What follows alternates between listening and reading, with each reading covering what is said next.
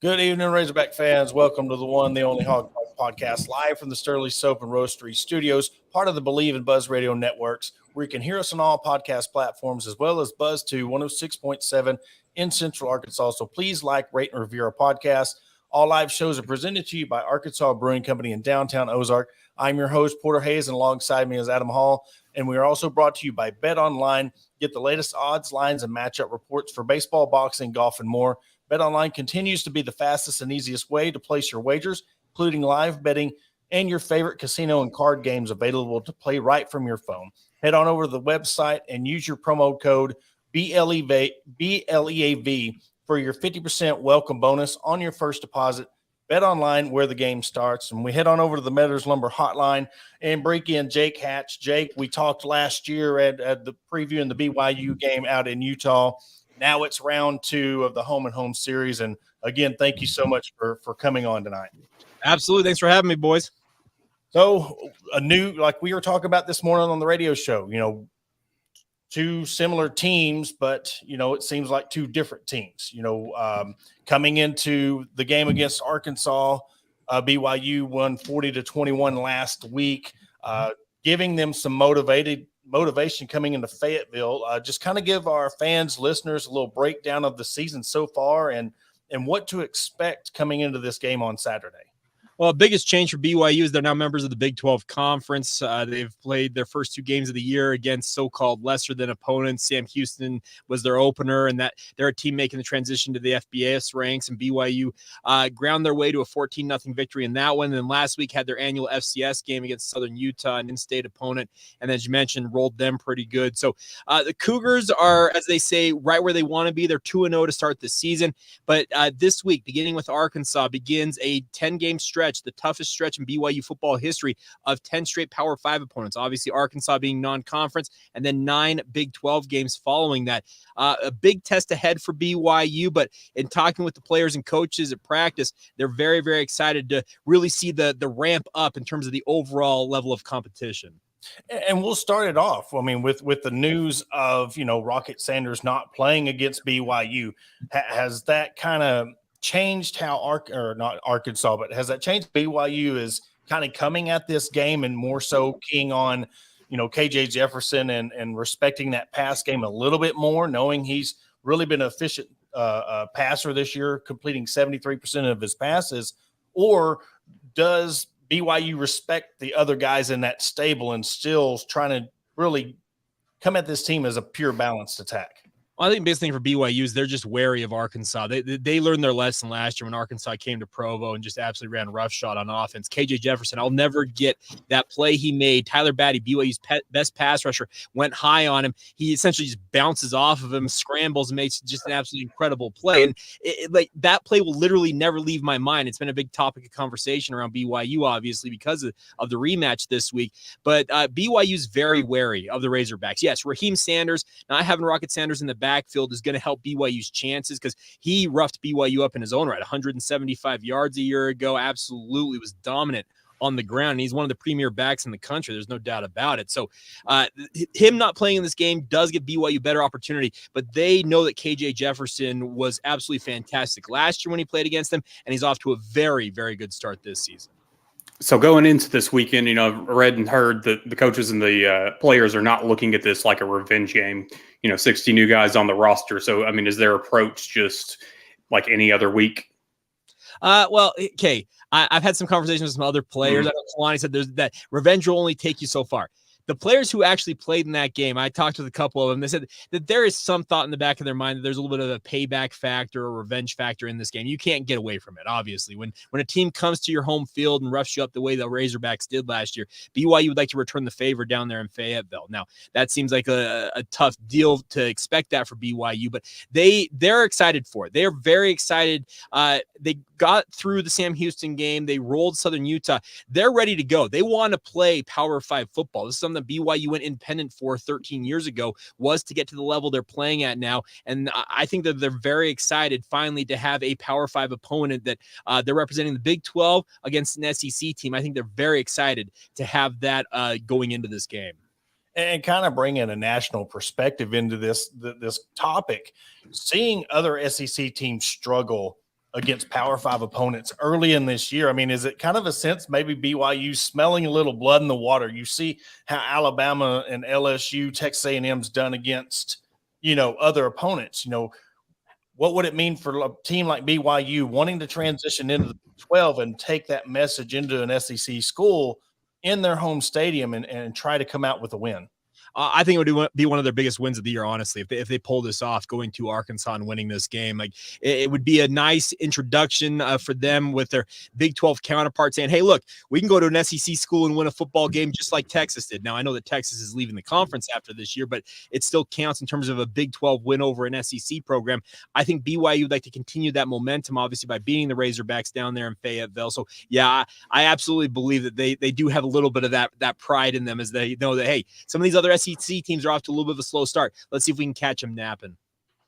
And then, coming into this game, we mentioned it before, about the passing attack. You didn't really see much of that last year in the game. You're talking about KJ Jefferson and his ability to run the ball. Now, Arkansas's kind of found a couple of weapons that they can throw to and have that air attack and really be efficient. So what's been the biggest difference you've seen on how they prepared with that compared to just kind of keying on a KJ Jefferson?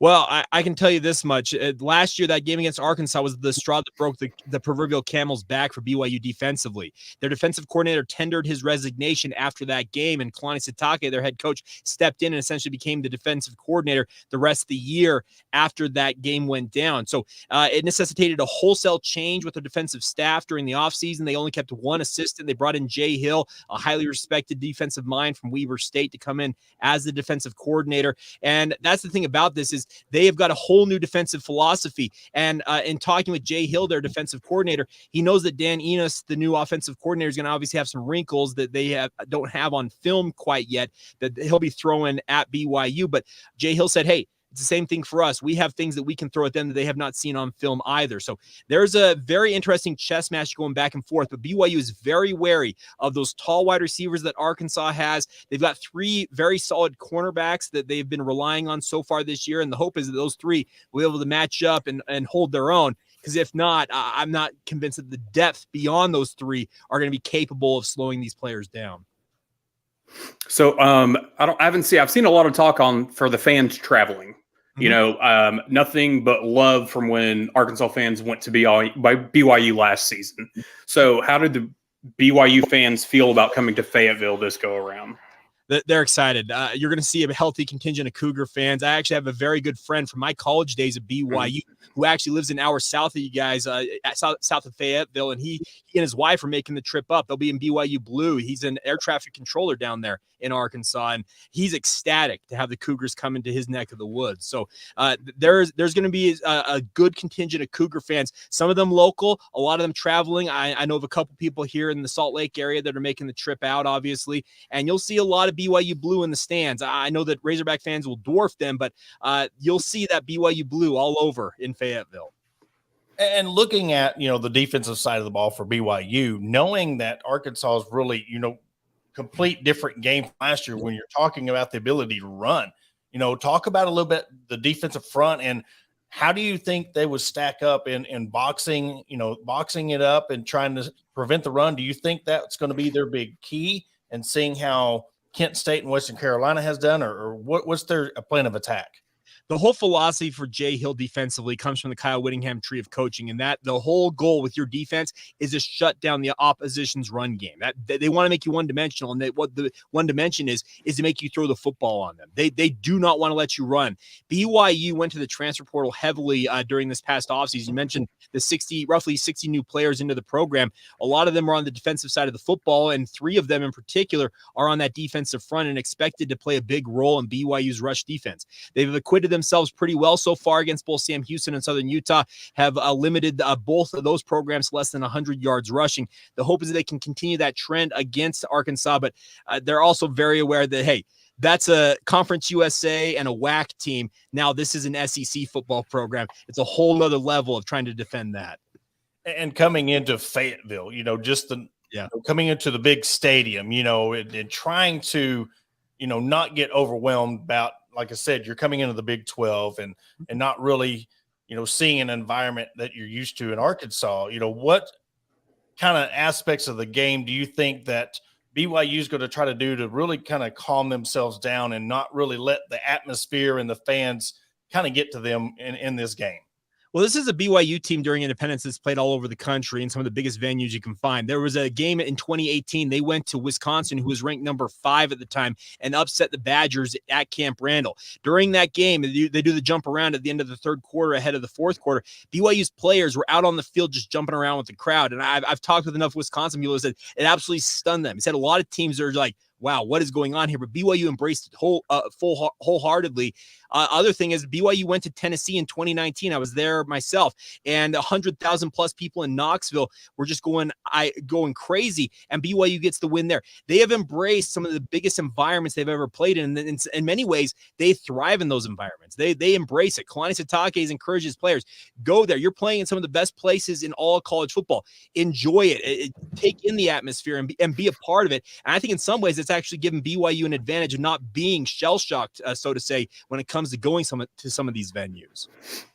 So you were talking about, the first 2 games and the opponents and whatnot. And I was kind of looking at it earlier when I was looking at the red zone stats for BYU and Arkansas, both at 100%. I think Arkansas is 8 for 8 and BYU 6 for 6.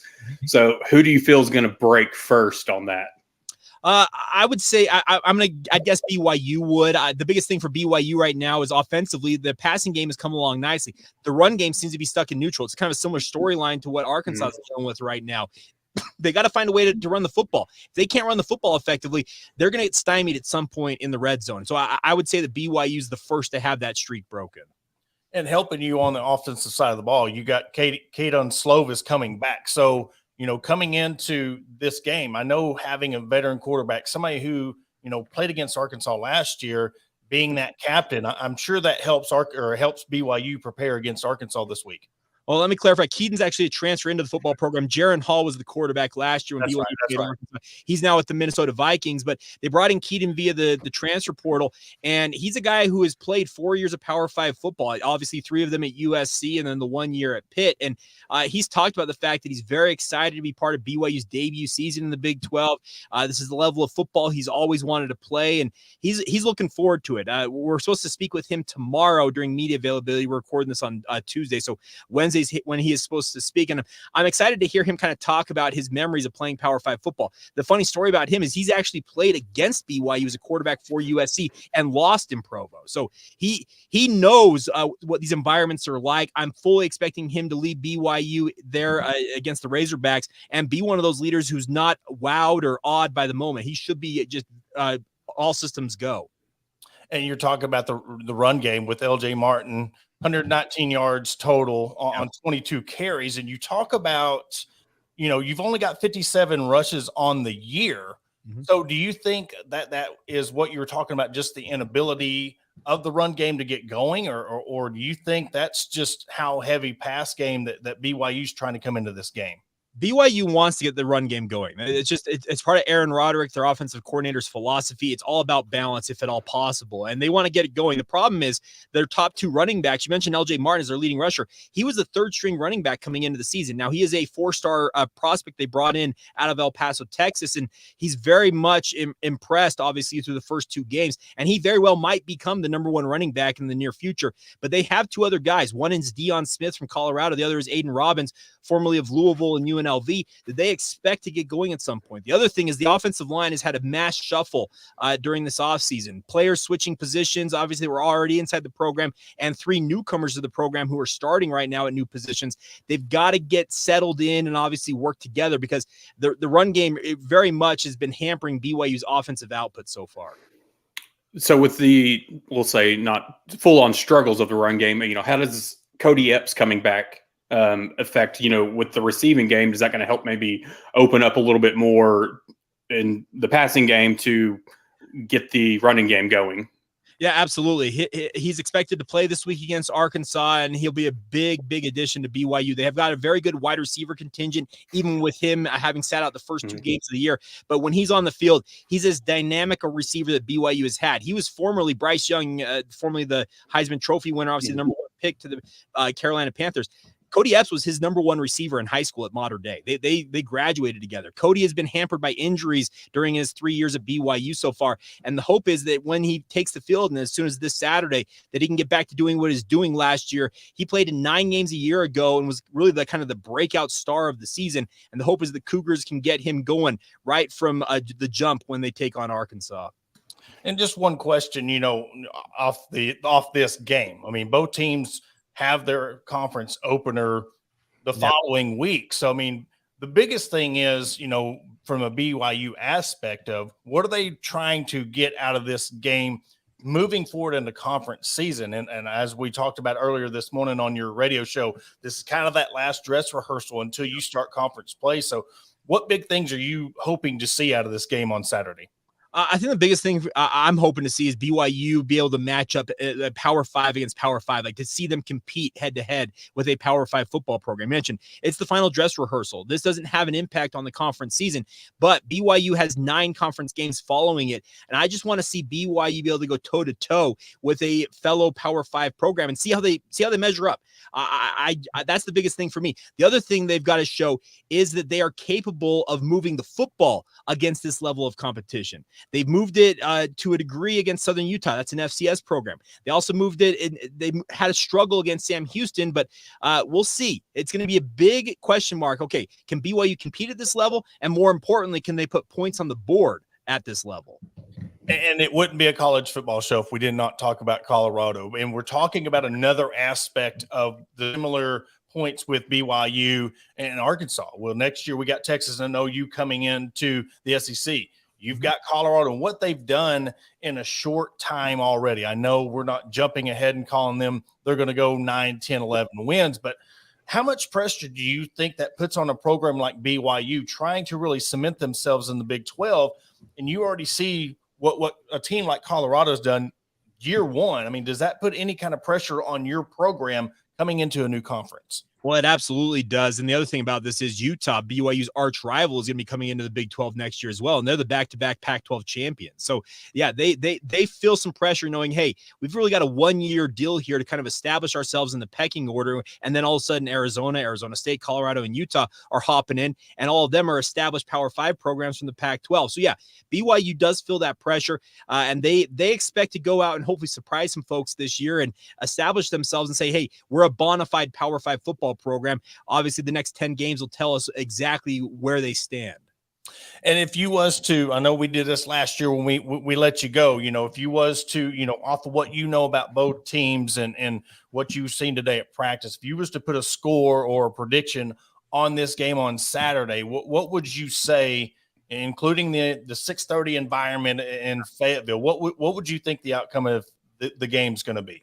I think BYU will acquit themselves well. I think they'll play well, but I do think that they fall a little bit short. My prediction, talking to some people around BYU earlier today, actually, I said I think Arkansas 28, BYU 24. I think it's a pretty tight game, but I do think the Razorbacks win it. The biggest thing for BYU is this season in many ways is just an opportunity to really learn the ropes of playing Power 5 football. They've been what I like to term Power 5 adjacent as an independent for the past decade plus. Now you are a bona fide Power 5 football program. This year is about going out there and learning what it takes to compete at this level. And then obviously from 2024 and beyond to continue to build from that, obviously. And, like we said this morning, when y'all come, we've already made it aware through social media and our fans to really make it known how they made Arkansas fans feel welcome this year. So I'm sure when y'all come to Fayetteville and bring your crew, you're going to be welcome with open arms, and you have to try Wright's Barbecue when you get into Fayetteville. That's a must stop. So if you go to one place in your time in Fayetteville, Wright's Barbecue is the place to go. Good to know. I will file that away. And obviously, I know Cougar fans are ecstatic. They're very much looking forward to this trip. It's kind of a once in a lifetime deal, and they're very excited for it. We appreciate you jumping on, Jake. Safe travels and good luck the rest of the way, other than, of course, on Saturday. Absolutely. Thanks, guys. Appreciate it. Well, that was Jake Hash of KSL Sports Zone. We had him on last year this time, and I'll tell you what, I mean, similar teams. Mm-hmm. And you were talking about the programs. It's crazy when you're talking about their struggles, our struggles. It's similar, other than we feel like we have the depth. And this is going to be a game where I feel like the depth, I told them this morning on the radio show, I got 38-28 standing right now on what I get, because I just think the depth of Arkansas is going to eventually take over the game. And with them not being able to run the ball and relying on the pass and how our pass defense has been, I think if they're going to score, they're going to get some points. But I got it 38-28. I'm sitting right around that 34-21. I'd like to see, well, I mean, obviously you'd like to see touchdowns, but I'd like to see, Cam Little get out there and be able to knock down one or two. But, kind of like you were talking, or y'all touched on with Colorado coming in and what they're doing. I mean, I kind of look at Arkansas was in that same boat with, or similar boat with Texas and OU coming in, kind of had that year to try to solidify things. And then you have Texas doing what they've done, kind of like Colorado's doing what they're doing. Yeah, it's very, crazy. And then, of course, with the run game and Rocket. But I'll tell you what, and this is something I really looked at, the way A.J. Green run the ball and how just shifty he was. I think that's going to be an element that you're going to have KJ kind of take over how Rocket run, and I got to give a shout out. I know they're not very popular amongst the crowd and the Razorback fans, but Zach Arns of the Ruskin and Zach show, he made a very, very good point on the radio today. He was talking about how Kendall Browse and the blocking scheme, how they try to spread the field out and find these creases. And that's why, we might be seeing some of these woes of, because Dan Enos wants them packed in, stacked in, and run right at you. So now this is something that not only are you trying to fit the pieces on your offensive line, you're also having to teach them how to block in a whole different way. And that's another thing that I think I didn't even think about that till I heard that. But I think that's been something that's been lost in transition and overlooked, is not only has this offense had to learn a new offensive coordinator and his tactics, but the blocking, and that makes perfect sense on the pass blocking. That's more of a spread it out, wide kind of type style of blocking, opposed to running it right at them. So, yeah. And then, one thing that I was talking about it with some guys at work a few days, or I guess it was Monday. And I hadn't really thought much about it, the switch from Bryles to Enos, the different blocking schemes, some of the running woes, but, we haven't really fully seen like KJ underneath the center as much as we thought we were going to. So him still being back, if they've been implementing all these under center formations, plays, whatever, and he's still, in shotgun the majority of the time, like he has been. I mean, it's, them going back to, we haven't seen, they're not opening things up. Things are vanilla, whatever whatever you want to say. I mean, that's kind of true in that aspect. I just really hadn't thought much about him not really being under center like he was talked about. And what we're talking about, that dress rehearsal, I think you're going to see a lot more of it. This is, look, you have to show everything. You have to work on everything, because I'm telling you what, this is it before this next brutal 4-game stretch. And if you don't work on it and you don't get things down, you're going to be in a heap of trouble, because look, you're playing 2 of your 4 teams, and LSU and Alabama are pissed off. So, they're not coming in, and Texas A&M too. So 3 of the 4, are pissed off. So what other team are they looking at, especially with Texas A&M, team that really want in LSU? So it's going to be interesting to see how all that plays out. But I do see Arkansas winning this game, and we're going to see a pumped-up crowd, a pumped-up team, and I'm really looking forward to it. Yeah, I'm ready for it. The lower-tier schools, if you will, done and out of the way. So let's get things rolling and see where we stack up. That's right. And we can't wait to see the action on Saturday. Again, this has been another episode of the Hog Talk Podcast, BYU Preview, presented to you by BetOnline and Arkansas Brewing Company. Throw your predictions out. Drop your questions, comments to us on Facebook, Twitter. We're always here to listen to your questions and comments. We love interacting with our fans. But for Adam Hall, Porter Hayes, that will do it for this episode, and we will catch you on Sunday.